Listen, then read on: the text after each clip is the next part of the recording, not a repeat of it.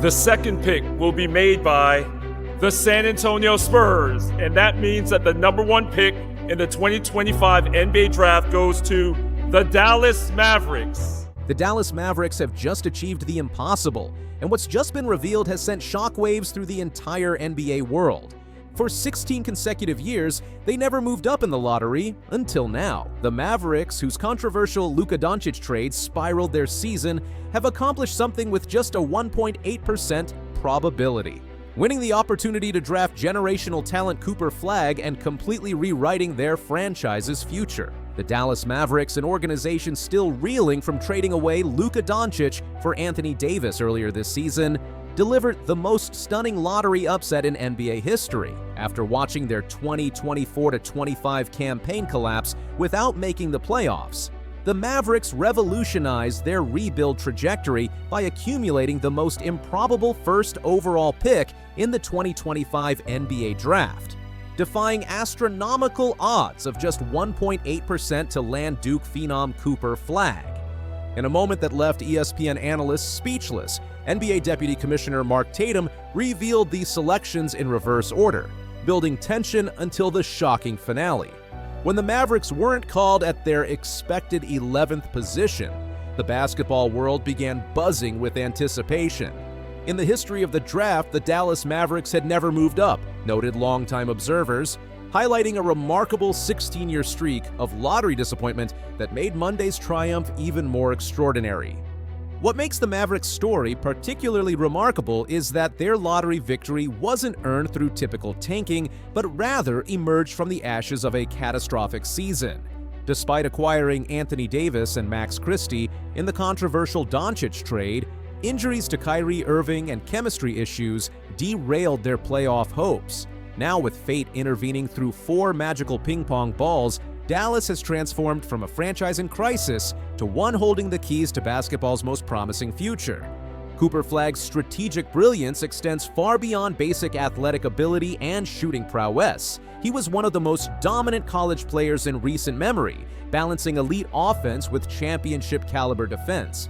A combination that proved unstoppable at Duke University. This revolutionary two-way impact was most famously displayed through his stunning averages: 19.2 points, 7.5 rebounds, 4.2 assists, 1.4 steals, and 1.4 blocks, while shooting an impressive 48.1% from the field and 38.5% from three-point range. The specific details of Flagg's historic freshman campaign reveal a generational talent and ability to impact winning at the highest level. When compared to recent phenoms, his accomplishments stand alongside the elite. He was named College Player of the Season in his first year in the league, something only 3 players had achieved before him: Zion Williamson, 2019, Anthony Davis, 2012, and Kevin Durant, 2007. This level of collegiate dominance and immediate impact sets Flagg apart from typical lottery prospects and provides Dallas with a crucial franchise cornerstone after their tumultuous season. As Mavericks GM Nico Harrison acknowledged in the aftermath of their lottery miracle, this unexpected windfall arrives at a critical juncture. Following the disastrous outcome of the Luka Dončić-Anthony Davis trade, coupled with Kyrie Irving's injury, the franchise faced mounting pressure to find a new direction. Indeed, while spectators commonly attributed Dallas's lottery appearance to poor roster construction, basketball insiders have long recognized that landing Flagg could instantly validate Harrison's controversial decisions and provide redemption for the embattled executive. The importance of this lottery victory is something modern NBA franchises understand deeply. Kirk Henderson of Mavs Moneyball articulated this franchise-altering moment when reflecting on the historical significance. Prior to the reveal, Dallas had just an 8.5% chance of jumping up into the top 4, with just a 1.8% chance of moving into the first spot. The triple exclamation points emphasize the mathematical improbability. Dallas had a 77.6% chance of remaining at 11th and had never once moved up in 16 previous lottery appearances. Flagg's influence on the Mavericks' future extends far beyond his on-court expertise. He represents a complete paradigm shift for an organization that gambled on veteran stars over youth development. Under his potential leadership, Dallas could establish new performance standards and a culture of excellence that bridges the gap between their championship past and uncertain present. At just 18 years old and 2.06 meters tall, Flagg embodies the youthful energy needed to revitalize a franchise that appeared headed toward mediocrity. Even before officially donning a Mavericks uniform, Flagg's impact resonates throughout the basketball world. While many lottery winners face pressure to immediately transform struggling franchises, his unique combination of maturity and talent suggests accelerated success. Now, if the rookie adapts quickly to the demands of the professional game, he'll once again be a team that can be counted on for any goal. This sentiment echoes throughout Dallas's fan base, who see Flagg as the perfect antidote to their post-Dončić malaise. Flagg's story goes way beyond basketball statistics. Born on December 21, 2006 in Newport, Maine, he has helped reshape how we view modern prospects today, from defensive versatility to offensive efficiency. He stands as one of the most uniquely gifted players of this generation, a powerful example of how one lottery pick can completely change a team at the highest level of the NBA. For those who truly understand the NBA's competitive landscape and the complexity of franchise building, Dallas's lottery triumph represents far more than just mathematical luck or mechanical probability. It embodies an unwavering pursuit of excellence, adaptability, and strategic opportunity that could define an entire era of Mavericks basketball. As many industry observers have noted, the Dallas Mavericks may have suffered through controversy and disappointment all season, but they never needed sympathy when destiny intervened with the perfect solution. The lottery results serve as a fitting display of basketball's unpredictable nature. It also provides an important reminder that behind every franchise's darkest moment stands the potential for immediate transformation that, while often dismissed by casual fans as impossible odds, remains essential to the NBA's competitive balance. The Mavericks story demonstrates the power of perseverance and organizational patience in the face of public criticism.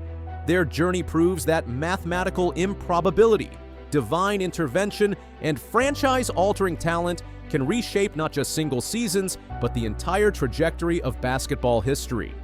From trading away Luka Dončić amid massive controversy to landing Cooper Flagg against all odds, the Dallas Mavericks have created a moment that will help define the next chapter of NBA history.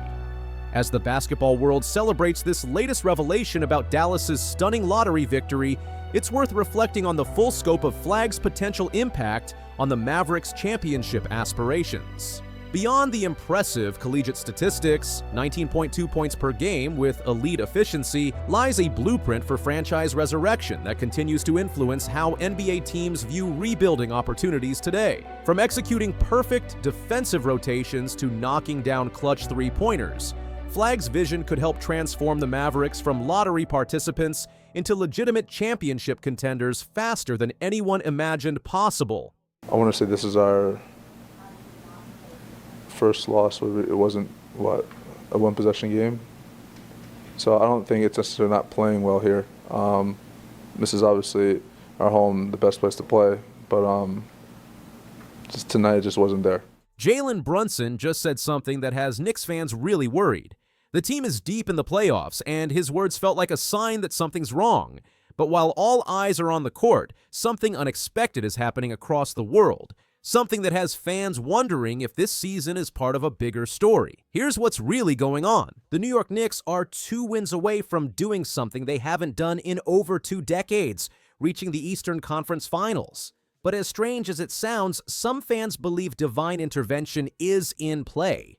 And it's coming from the Vatican. Yes, the newly elected Pope Leo XIV, a known basketball admirer, has inadvertently become the latest symbol of hope for Knicks fans. Why? Because 3 of the team's biggest stars, Jalen Brunson, Josh Hart, and Michael Bridges, all played at Villanova too. Is it fate? Is it a sign? Or is it just another chapter in the emotional roller coaster that comes with being a Knicks fan?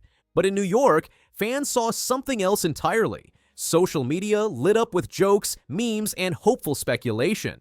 The common thread? C1 fan tweeted, "Even in Rome, Jalen Brunson, Josh Hart, and McCall Bridges helped Villanova win national championships. Now they're chasing a different kind of ring. To fans who've waited since 1973 for another title, this felt like more than coincidence. Spike Lee even chimed in, calling it a holy blessing. The Knicks didn't limp into the playoffs, they charged in. Finishing third in the East, they took down a tough Philadelphia 76ers squad in the first round.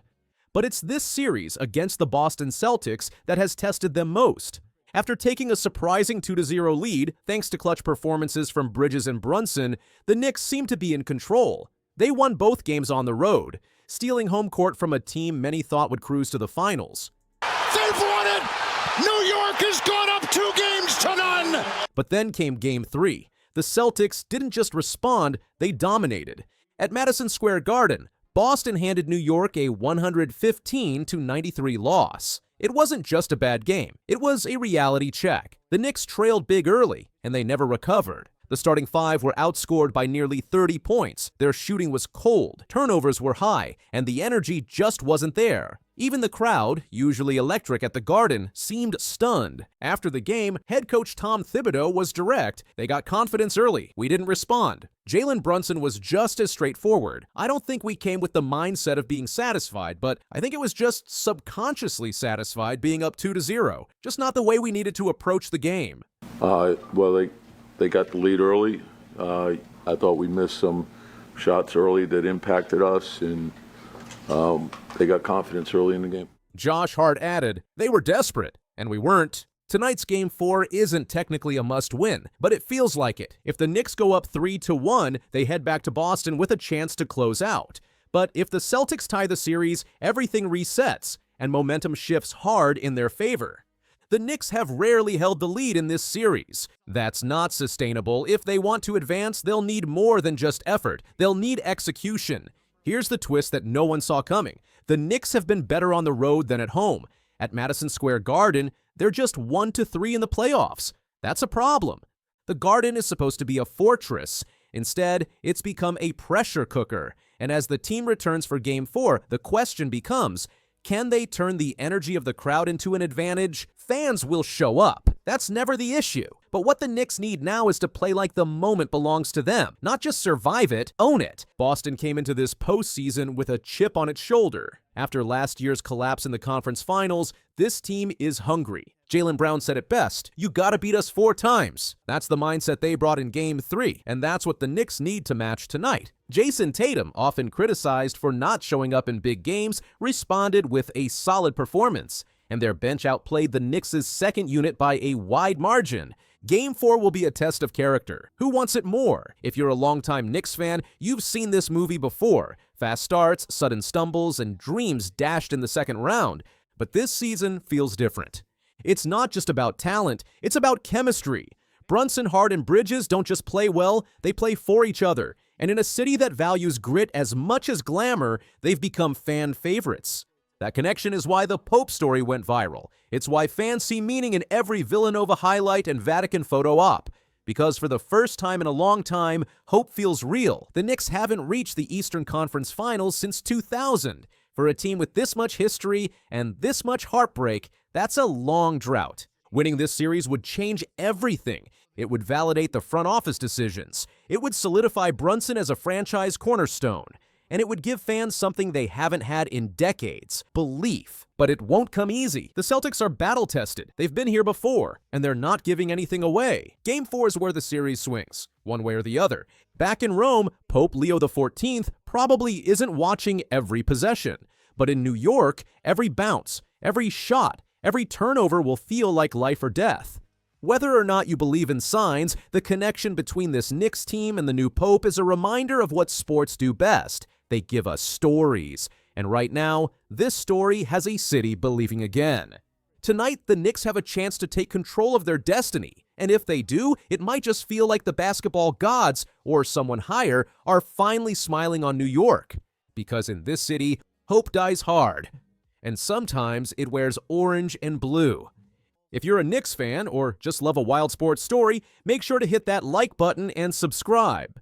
There's more to this than anyone expected, or LeBron just admitted something fans never expected. This might explain everything that went wrong with the Lakers, and what he said about his injury could change how you see this whole season. After a disappointing 5-game series against the Minnesota Timberwolves, LeBron sat down on the Mind the Game podcast and made something very clear. This loss wasn't about effort, and it wasn't about bad luck. It was about matchups. It's the matchups, and we ran into a damn good matchup, a team that's been battle-tested, a team that's hungry, a team that a lot of youth, but also experience at the same time. And another team that's trying to make the next step. And, you know, they were a worthy opponent, that's for sure. Coming from a 4-time NBA champion with 22 seasons under his belt, those words carry weight. The Lakers came into the playoffs as the 3rd seed. Expectations were high, maybe too high. But as the games played out, it became clear that something just wasn't clicking. One of the biggest moves of the season, and one that now faces heavy scrutiny, was the mid-season trade that brought Luka Dončić to Los Angeles. The Lakers gave up Anthony Davis and Max Christie to get him, a blockbuster deal that had fans stunned. At first, the trade seemed brilliant. 2 of the league's most skilled offensive players, LeBron and Luka, sharing the floor. That sounded like a nightmare for any opponent. But beneath the hype was a dangerous hole in the Lakers' lineup. They had no one left to protect the paint. With Davis gone, and after rescinding their trade for Mark Williams, the Lakers were left exposed down low. Jackson Hayes couldn't hold the line, and coach J.J. Redick eventually benched him altogether. The result? Rudy Gobert and the Timberwolves ran wild in the paint, dominating Game 5 and sealing the Lakers' fate. To make matters worse, both of the Lakers' stars were struggling. Luka was dealing with a lingering back injury and had battled illness throughout the series. LeBron, meanwhile, was trying to power through something even more serious, a knee injury he'd kept mostly quiet. First, how's the knee? Oh, man, this is my first, in my 22-year career, this is my first knee injury. Right. You know, I've had, you know, the regular tendonitis and the patella, all that stuff, but this is the first time I've ever had a sustained knee injury where I had to okay, you got to get off your feet. You know, you got to kind of be shelved for a minute. And in the same podcast interview, LeBron revealed that he suffered a grade 2 MCL sprain during the 4th quarter of Game 5. I knew as soon as the impact happened with me and Dante DiVincenzo, I felt it right away, he said. My knee locked up. That's why I stayed on the ground for a minute. I was trying to see if the knee would kind of release a little bit.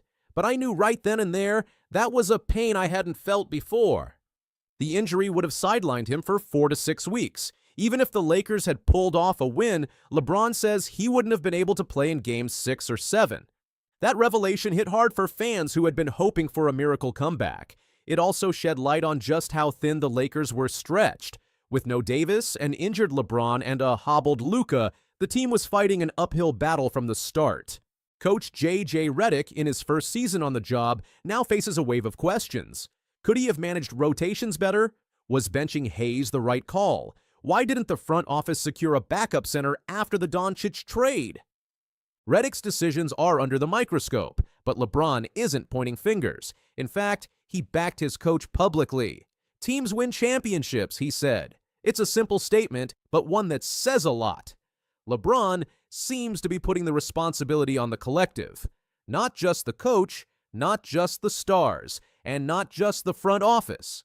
Still, the finger-pointing has already begun online. Some blame Luka for not being at full strength. Others question LeBron's leadership and his decision to support the Dončić trade. And many are furious with the front office for gambling on offense at the expense of size and defense. The Timberwolves, to their credit, played a near-flawless series. Anthony Edwards stepped up, Gobert controlled the paint, and the team's speed and athleticism made life miserable for the Lakers. They were young, energetic, and clearly motivated to prove themselves. And that's exactly what they did. As for the Lakers, the future is now filled with question marks. LeBron's contract gives him an option to leave this summer, and retirement rumors are louder than ever. He ended the season averaging 24.4 points, 7.8 rebounds, and 8.2 assists on over 51% shooting. Numbers that most players would kill for. But at 40 years old, every season takes a heavier toll.